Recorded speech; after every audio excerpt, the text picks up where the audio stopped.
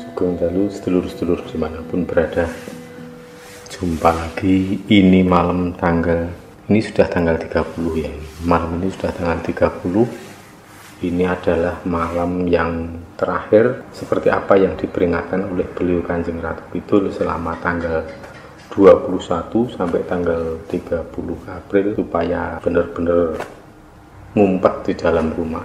Kalau keluar hanya pada saat jam 10 sampai jam 11 siang saja. Nah, yang 5 hari itu adalah memang hari yang sangat panas, kemudian dilanjutkan tanggal 25, itu panasnya memang sudah berubah, tapi di beberapa tempat yang lain masih panas sekali. Tapi yang jelas panasnya mulai tanggal 25 itu seperti mengandung uap ya, atau mengandung aerosol. Nah, itu yang kemungkinan bisa berdampak pada virus-virus itu bisa cepat menyebar karena airborne atau bisa bertahan di udara. Jadi yang saya katakan sebelumnya itu ada hawa beracun, itu tidak hanya beracun tetapi juga mengandung uap atau aerosol. Nah, kalau menurut informasi atau temuan-temuan yang perkembangan tentang virus corona ini, memang virus itu bisa bertahan di udara karena ada media berupa aerosol atau semacam uap atau butiran air, termasuk droplet yang kecil-kecil, jadi mampu untuk terbawa angin, terbang. Nah, di situ virus bisa hidup. Jadi yang saya katakan virus bisa bersinergi dengan hawa beracun itu penjelasan ilmiahnya seperti itu. Maka kemungkinan kalau saya melihat dari tanggal 25 sampai 30 April itu aparat keamanan banyak menertibkan terjadi kerumunan ya. Ada yang ngabuburit, ada yang hanya sekedar jalan-jalan, bahkan kebut-kebutan di pasar juga. Di beberapa daerah tampak tidak ada physical distancing. Jadi menurut saya itu 5 hari ini memang sangat rawan untuk terjadi penyebaran yang luar biasa. Nah, celakanya itu nanti baru bisa diketahui 2 pekan ke depan sampai 1 bulan ke depan. Makanya dari awal saya sampaikan itu memang saya melihat saat yang sangat riskan itu pertengahan bulan Mei, kemudian pada saat akhir bulan Mei sampai pertengahan Juni itu bisa mungkin bisa dikatakan disitulah nanti outbreak atau puncak di sekitar Lebaran mungkin ya. Kemudian tadi siang Kanjeng Ratu Kidul rawuh lagi, tapi hanya sebentar sekali, mungkin 30 ya, paling lama 1 menit lah, itu beliau menyampaikan bahwa besok memang hari terakhir, tetapi selanjutnya bagaimana kita belum tahu. Tapi kita juga melihat gambaran-gambaran, tetapi kita tidak berani untuk menyampaikan karena saya juga takut juga nanti malah membuat risau, bukan? Atau nanti malah menuai kontroversial kan? Karena tidak semua orang bisa menerima. Tapi yang jelas mulai setelah besok hari terakhir, kemudian boleh keluar, tetapi dengan tetap waspada, tetap menjaga jarak fisik, itu yang harus diperhatikan betul, protokol kesehatan. Jadi untuk hawa panas mulai besok sudah berakhir, mungkin selanjutnya nanti panas yang sifatnya biasa, dan mungkin cuaca akan kembali seperti sebelumnya, ada hujan, intensitas hujan kembali naik, kemudian diikuti dengan panas pancaroba, jadi nanti bisa terjadi angin puting beliung atau angin yang besar, badai, karena pada saat bulan Mei nanti terjadi musim pancaroba atau musim peralihan dari musim penghujan ke musim kemarau atau besok adalah hari terakhir karantina versi leluhur ya.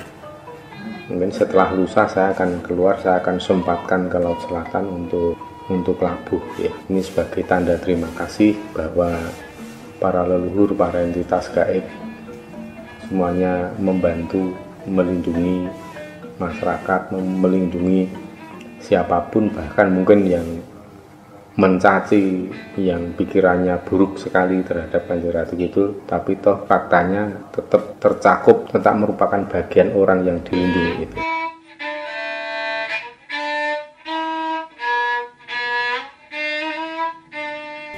Karena tadi saya singgung soal labuh itu juga namanya bebono atau bisungsung atau sesaji sama aja. Ini saya jelaskan sekalian supaya Anda tidak salah paham. Saya itu membedakan sesaji atau bisungsung.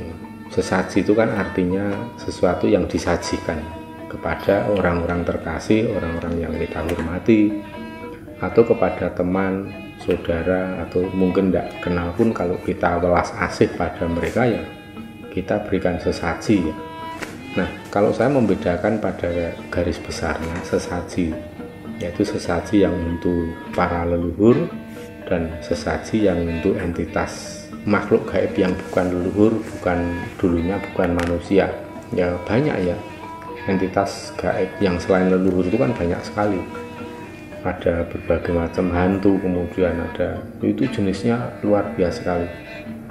Jadi tidak sesederhana yang Anda bayangkan selama ini hanya ada jenis jin dan setan, tetapi ternyata banyak sekali. Ada gendruwo, pocongan, tuyul, ada wewe, ada banyak sekali, dan ada kuntilanak. Jadi semua itu punya entitasnya sendiri-sendiri. Nanti lain kali akan saya bahas soal itu ya.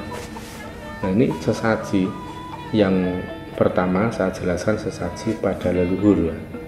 Leluhur itu kita haturkan sesaji itu sebagai bentuk welas asih kita, rasa hormat kita, rasa terima kasih kita karena leluhur yang sudah berjasa meninggalkan warisan untuk kelangsungan hidup kita. Jadi Anda jangan pernah mengatakan, oh saya tidak punya warisan dari leluhur, saya tidak punya warisan apapun. Itu salah besar. Darah dan daging yang ada dalam tubuh Anda itu kan warisan leluhur itu. Belum lagi ilmu, belum lagi yang tidak kelihatan yang lain, mungkin hutang jasa, budi baik, tanpa perawatan, tanpa kasih sayang yang diberikan oleh leluhur, kita tidak akan menjadi manusia. Kita tidak akan menjadi manusia dewasa tanpa ada kasih sayang yang diberikan oleh leluhur. Nah, dari semua itu, kita membuat sesaji yang kita aturkan kepada leluhur. Nah, kemudian ada pertanyaan, memangnya leluhur itu makan? Memang ada haus, ada lapar? Bukankah kalau orang sudah meninggal, orang sudah wafat atau mati itu kan sudah enggak ada rasa ingin makan, haus dan lain-lain kan? Ini yang harus Anda garis bawahi ya, bahwa leluhur itu ketika beliau hidup di dalam dimensi keabadian, yaitu dimensinya para leluhur, bukan dimensi kita di bumi ini. Disitulah leluhur mau tidak mau memakai rumus yang berlaku di alam keabadian. Di sana tidak ada lapar, tidak ada haus, tidak ada ngantuk, tidak ada orang sakit. Apalagi kematian sudah tidak ada lagi, karena kematian itu adalah milik raga, hukum untuk raga kita.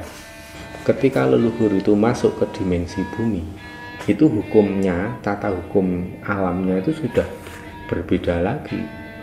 Kalau di alam kelanggengan tidak ada haus, lapar, sakit, tidak ada susah, sedih. Tapi begitu masuk ke dimensi bumi, ya leluhur mau tidak mau pasti mengikuti rumus-rumus yang berlaku di dimensi bumi. Nah, rumus yang saya maksud itu apa? Ya ada rasa lapar, rasa haus, ngantuk. Bahkan yang Gusti, leluhur-leluhur saya juga itu semua, saya pernah menyaksikan sendiri kok leluhur masuk angin itu. Ya lucu sekali, saya dulu pernah mikir ada leluhur kok, ternyata leluhur masih bisa sakit, bisa masuk angin, bisa kena flu, bahkan bisa kerokan ya. Nah yang dikeroki apa ya, badan halus ya. Nah, nanti kalau panjenengan belum paham tentang badan halus, nanti next time akan saya jelaskan soal ini khusus ya. Nanti ada badan halus, ada jiwa, ada sukma, dan lain-lain, ada sampai kemudian rasa sejati, atmo sejati. Nanti akan saya jelaskan ya. Ini kembali ke sesaji. Nah begitu leluhur masuk ke dimensi bumi, beliau ya terkena rumus-rumus itu. Bisa lapar, haus, ngantuk, bisa sedih, bisa senang, bahkan bisa sakit. Hanya saja bedanya leluhur sudah, walaupun sakit, leluhur sudah tidak bisa meninggal. Karena apa? Ingat yang tadi saya sampaikan tadi, meninggal itu adalah hukumnya raga, sedangkan leluhur itu beliau sudah hidup tapi tanpa raga, sudah levelnya lebih tinggi. Sebenarnya raga itu kan hanya kulit ya, kulit yang nanti harus dibuang, harus dikupas kemudian dibuang pada saatnya.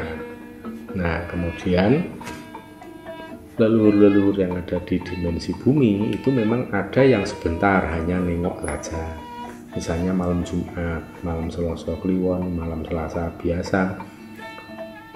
Atau kalau memang sifatnya darurat, tidak perlu nunggu malam Selasa Kliwon, Jumat Kliwon, atau tiap malam Jumat. Enggak, kalau memang darurat ya kapan saja beliau bisa rawuh gitu, bisa datang. Misalnya anak cucunya sedang dalam bahaya, nah itu biasanya para leluhur juga akan mendampingi. Nah disinilah ketika kita tahu ya, kita leluhur itu kan kita anggap saja beliau itu adalah keluarga kita, bukan anggap ya, memang leluhur kita itu ya bagian dari keluarga kita, ya datang dari tempat jauh.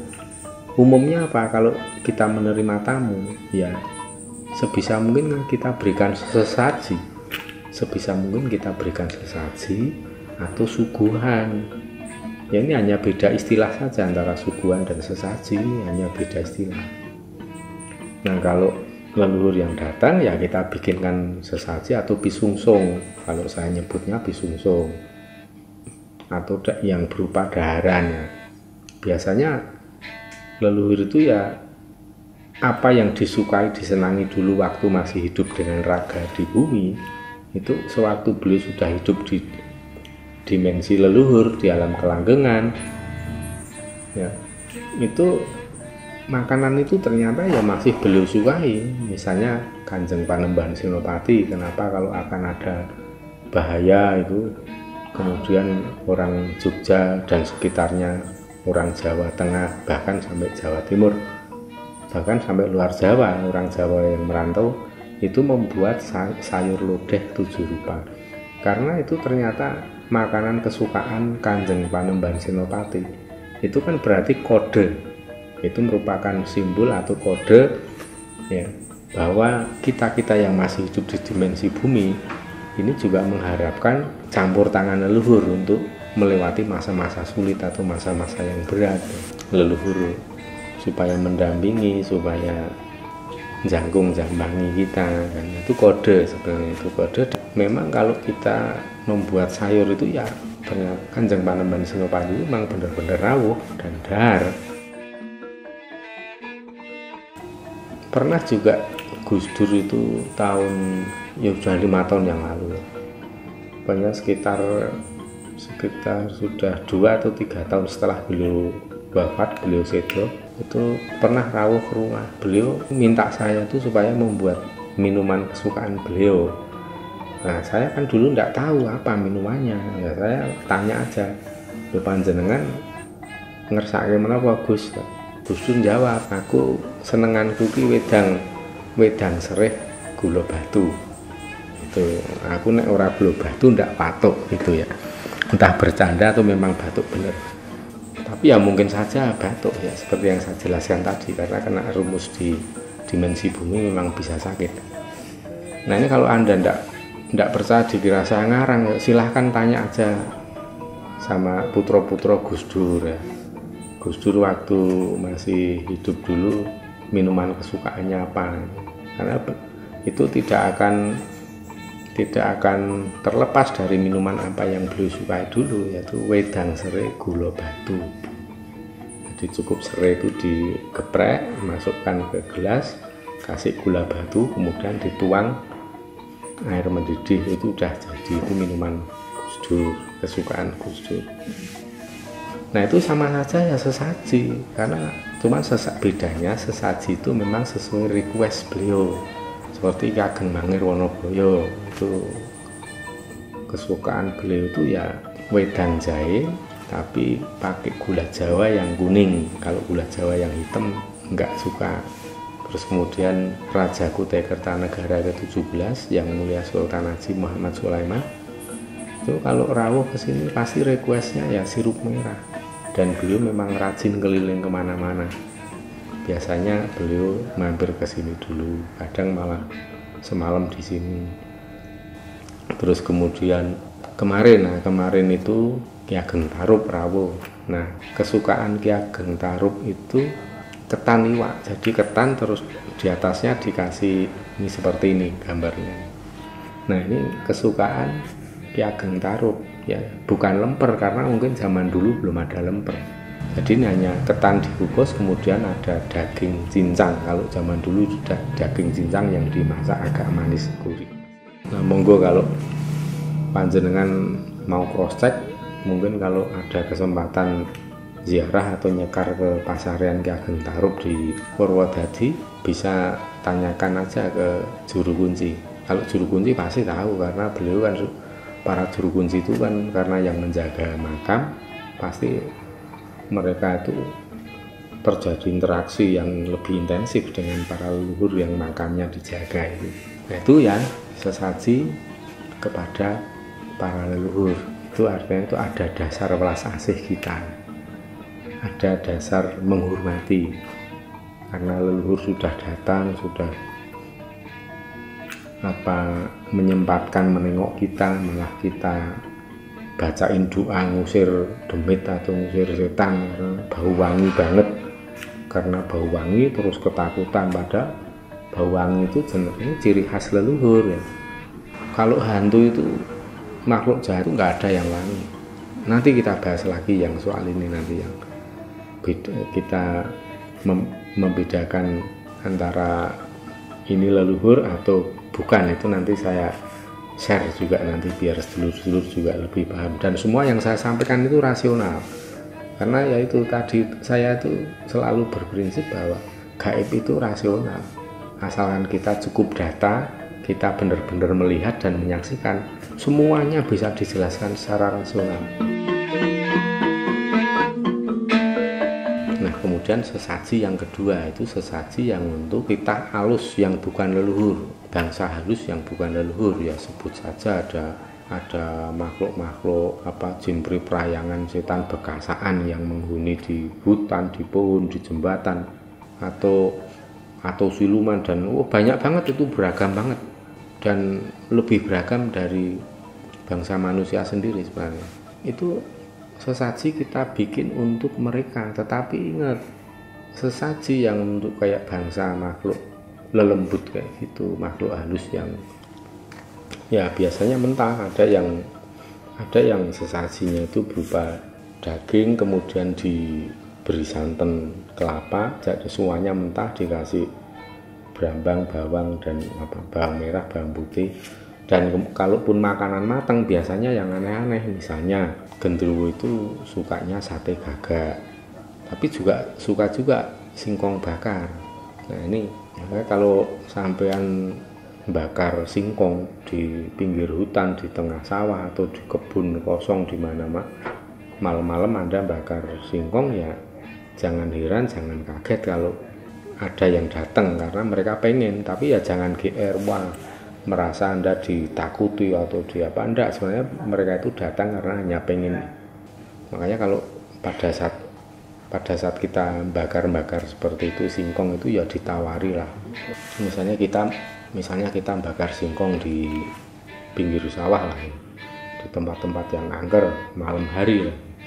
Memang enak banget singkong bakar ya. Pada saat bakar tuh sambil dijawab, sedulur-sedulur halusku semuanya yang ada di sekitar sini, genderuwo dan lain-lain yang pengen makan singkong bakar, silahkan. Nah kalau Anda itu tepo seliro, Anda itu ada welas asih pada mereka itu nanti juga, mereka kalau datang juga tidak akan mengganggu, malah justru terima kasih, dan mereka tahu Anda itu orang baik. Nah itu suara anjing ya. Ini memang setelah masuk tanggal 25 itu memang ada yang di sebelah sana ada anjing itu sering banget menggonggong, mungkin peka juga ya binatang. Untuk sesaji yang kedua tadi yang untuk titah halus bangsa lelembut, kalau yang saya lihat itu esensinya itu adalah suatu sedekah ya, atau berdharma ya. Kita memberi, kita melakukan amal kebaikan. Orang Jawa itu kalau berdharma tidak ada tuntunan harus satu keyakinan, harus satu suku, harus satu bangsa, atau harus pada manusia saja. Tapi orang Jawa itu memberikan sedekah pada seluruh makhluk, termasuk makhluk yang kasat mata, makhluk lembut seperti itu ya disedekahi. Karena apa? Mereka itu juga titah halus, sama-sama makhluk Tuhan yang harus saling menghargai, saling menghormati, saling welas asih. Itu kalau ada orang yang nabur bunga di perempatan itu bukan sesaji itu, tapi itu doa sebenarnya. Jadi nabur kembang, ada uang dan lain-lain di perempatan itu sambil berdoa. Siapapun yang lewat di sini, bangsa manusia maupun bangsa lelembut maupun binatang, semoga diberikan keselamatan. Karena ada orang yang nggak paham, ada orang yang nggak dong. Orang-orang yang nggak paham itu kemudian memberikan stigma buruk. Orang yang melakukan menabur bunga di perempatan itu masang sengkolo atau mau mencelakain orang, itu sebenarnya sadis banget. Justru yang terjadi itu sebaliknya. Orang itu mendoakan siapapun yang lewat di situ, tidak hanya bangsa manusia tapi juga bangsa lelembut dan binatang, semoga diberikan keselamatan. Ya itulah terjadi degradasi spiritual yang parah banget, memang parah banget. Itu yang tak pikir-pikir itu justru wong bodoh itu nyetir wong pinter itu kan biasanya. Wong bodoh dikono-kono, wong pinter dingar-ingar.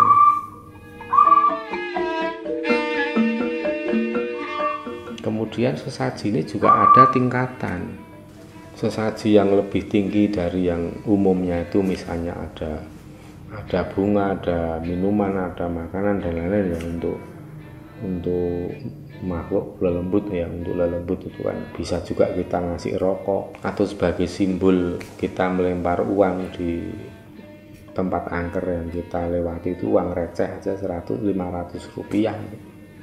Itu sebagai simbol kita menghargai mereka, kita mengakui adanya entitas mereka. Mereka sudah sangat terima kasih dan surprise kita perlakukan seperti itu.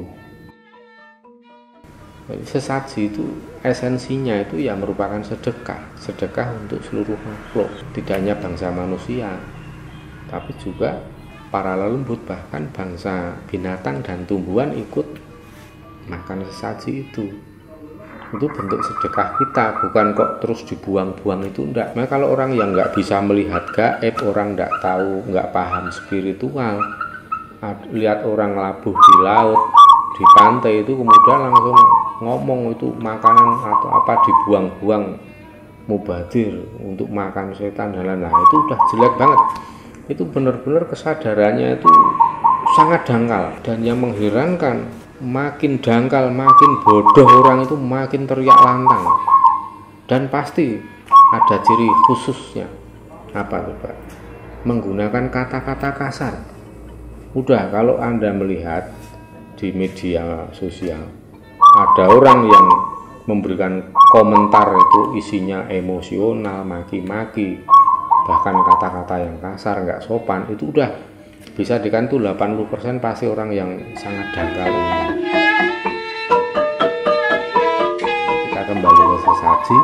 Makanya ada sesaji berupa kepala kerbau, maiso lawung namanya. Itu bentuk sedekah yang levelnya sudah tinggi banget. Karena apa? Beli kepala kerbaunya itu juga mahal, tenaga waktunya juga perlu lebih banyak lagi, tapi efeknya luar biasa.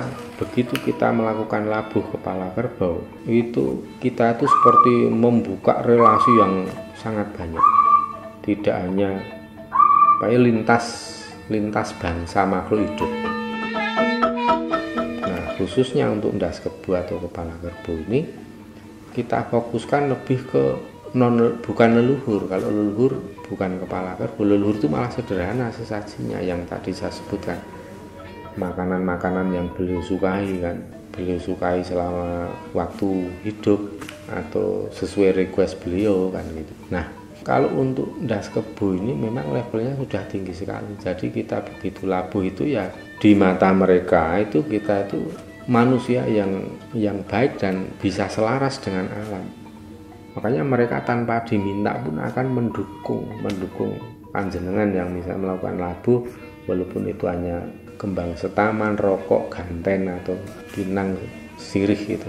Itu ya sesuai dengan levelnya masing-masing ya, level nilai sesaji itu akan ada resonansi kebaikan untuk panjenengan dari alam semesta. Nah, dan Anda itu seperti sering banget mengalami kebetulan selamat, kebetulan beruntung. Padahal menurut saya tidak ada yang namanya kebetulan. Semua itu ada rangkaian hukum sebab akibat dan bukan tanpa alasan. Tetapi panjenengan yang menerima, tapi Anda yang menerima keberuntungan, keselamatan, anugerah itu ya Anda memang layak. Anda memang menemui asas kepantasan. Pantas untuk menerima anugerah seperti itu. Lalu ada nggak sesaji yang lebih tinggi lagi selain kepala kerbau? Ada. Kalau orang Jawa ini ya, saya cerita orang Jawa karena setahu saya mungkin di Sumatera Barat, di Sulawesi, di Papua, di Bali mungkin beda lagi. Tetapi khususnya untuk di Jawa, sesaji yang lebih tinggi atau bisa dibilang paling tinggi yang bisa dilakukan orang selama ini itu ya berupa menanggap wayang atau wayangan. Nah, wayangan itu yang luar biasa, yang seneng nonton, yang seneng terlibat dalam wayang itu bukan hanya bangsa manusia, tetapi juga bangsa makhluk halus, lembut, bahkan para leluhur. Nah, jadi itu kita memberikan kesenangan, kebahagiaan yang luar biasa, yang lintas bangsa makhluk hidup. Nah, puji syukur saya pernah nanggap Kiseno itu 4 kali di Kelurahan Banaran di Galur Kulon Progo 2 kali, kemudian di Kota Gede di depan Pasaran Agung Kota Gede 2 kali, terus kemudian nanggap Ki Geter Pramuji sekali ya. Mudah-mudahan nanti ada rezeki lagi saya nanggap Kiseno atau Ki Geter lagi, atau mungkin dalang yang lain oke lah. Supaya makmur gemah Pak Lok Jidawi tata titi tentrem kertora harjo.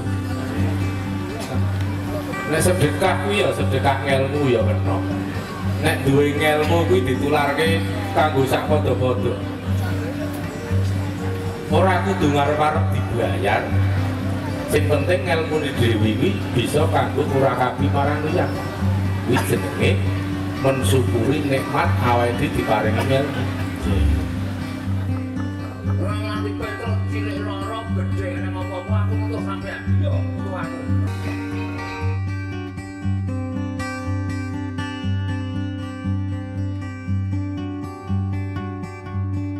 Daerah Jawa Tengah, Jogja, itu adalah pertunjukan wayang kulit.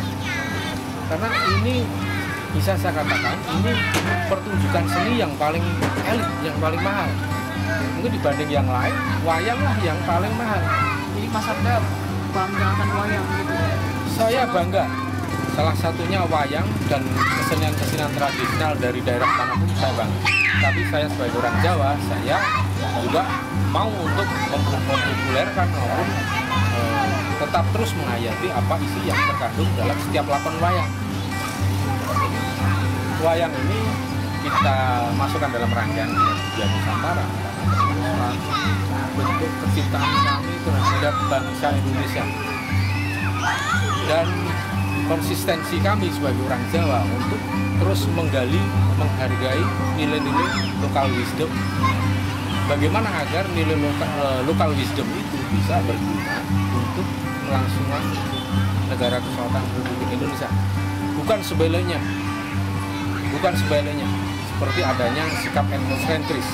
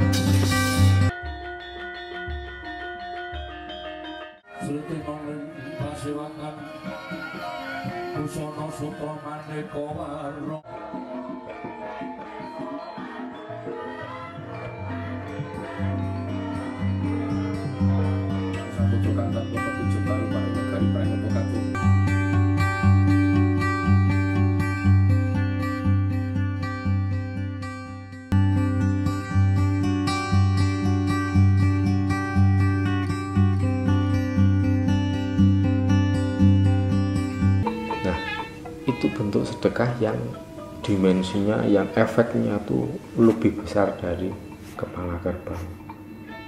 Apalagi kalau wayangan pakai kepala kerbau. Nah itu biasanya untuk ruwat bumi. Ruwat bumi itu seluruh makhluk hidup dari yang paling kecil sampai yang paling besar itu semua diruwat. Yaitu ajaran Jawa itu seperti itu. Mungkin dari sini mudah-mudahan panjenengan tidak salah paham lagi tentang apa itu sesaji, itu pakan, demit dan lain-lain. Tidak, jangan asal ngomong. Nah kalau kayak Kanjeng Ratu itu ya jelas bukan demit, beliau itu entitas bidadari yang jadi ratu, yang derajat kemuliaannya itu di atas manusia. Beliau itu sudah sebangsa dewa. Untuk sesaji yang pakan demit itu memang salahnya apa gitu? Sampean yang kadang yang tidak suka, yang suka menjelek-jelekan orang ngasih sesaji. Nah sampean pernah tidak ngasih makan ke orang lain, ngasih makan ke hewan, ke kucing, ke yang lain? Pernah tidak? Kan sama saja, itu esensinya sama. Sampean memberi makan, sampean memberi pakan kucing, itu sama saja. Sampean itu sedang memberi sesaji pada seekor kucing. Apa seperti itu berhala? Apa seperti itu menduakan Tuhan? Kan enggak, itu bentuk welas asih. Tanggung jawab Anda hidup di bumi ini kudu murup, kudu berguna untuk seluruh makhluk. Urip kudu murup. Murup itu artinya apa? Menyala. Menyala itu maksudnya ya hidup kita itu berguna untuk seluruh makhluk. Kita mampu menjadi manusia yang bisa memberikan kehidupan untuk seluruh makhluk. Seperti Anda memberi sesaji pada seekor kucing.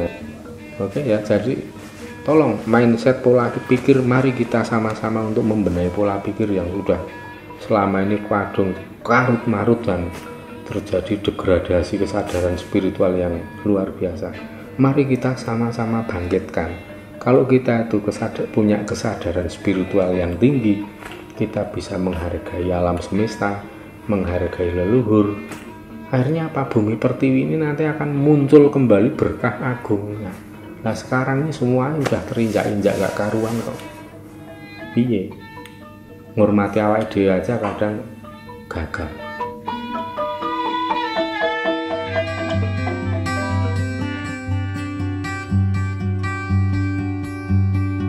satu menjadi nilai kearifan lokal yang sangat dijunjung oleh para spiritualis Jawa, karena di situ merupakan mainstream, salah satu mainstream spiritual Jawa atau falsafah hidup orang Jawa adalah hidup harus menyala, urip kudu murup. Hidup harus bisa memberikan sumbangsih, memberikan manfaat bagi kehidupan yang lain.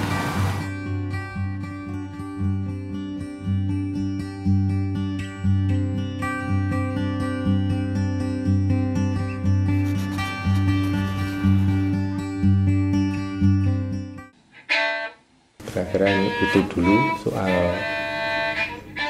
soal sesaji. Besok kita sambung lagi. Ini ada pertanyaan tentang meditasi dan puasa. Gunanya, manfaatnya puasa ngebleng pati geni itu apa? Nanti saya jelaskan. Setelah ini besok saya sambung untuk membahas soal meditasi. Ada meditasi untuk kesadaran sukma, untuk membangun kepekaan batin. Ada meditasi untuk kesehatan, banyak banget. Masuk ada poso mutih pati geni ngebleng. Kenapa pati geni dilanjut kenapa puasa ngebleng kemudian dilanjutkan pati geni, itu apa tujuan dan fungsinya untuk kita itu apa, nanti saya jelaskan. Ini sudah 1 jam lebih. Ini sampai jumpa lagi sedulur-sedulur dimanapun berada. Terima kasih yang sudah like dan subscribe, yang sudah mendukung channel ini. Mari kita sama-sama bareng-bareng untuk maju. Yang dislike juga saya tidak akan membenci, saya maklum, wajar, tidak masalah. Dan yang cukup menonton saja juga monggo, tidak masalah. Saya dasari, saya itu mensyukuri saya diberikan pengalaman yang unik, yang mungkin bagi orang lain mungkin udah nggak mau ngalamin seperti saya ya, tapi begitu saya alami ternyata manfaatnya banyak. Nah, ini saya syukuri. Nah, cara mensyukuri, saya tidak cukup hanya dengan ucapan bersyukur ya, itu hanya mulut, omong doang, atau nato, not action, talk only. Tapi saya kalau melakukan bersyukur ya lebih simpel saja. Kalau kita merasa punya sedikit ilmu ya, walaupun sedikit kita share, kita bagi supaya bermanfaat untuk orang banyak. Nah, itu wujud atau cara mensyukuri yang paling konkret, paling real, dan paling menimbulkan resonansi kebaikan pada diri kita sendiri maupun seluruh makhluk. Nah, seluruh maaf, saya bukan menggurui, saya hanya berbagi pengalaman saja. Mudah-mudahan ya ada sedikit guna atau syukur-syukur ya lumayan untuk panjenengan semua. Nah, Rahayu Sagung Titah Dumadi, Jaya Jaya Wijayanti.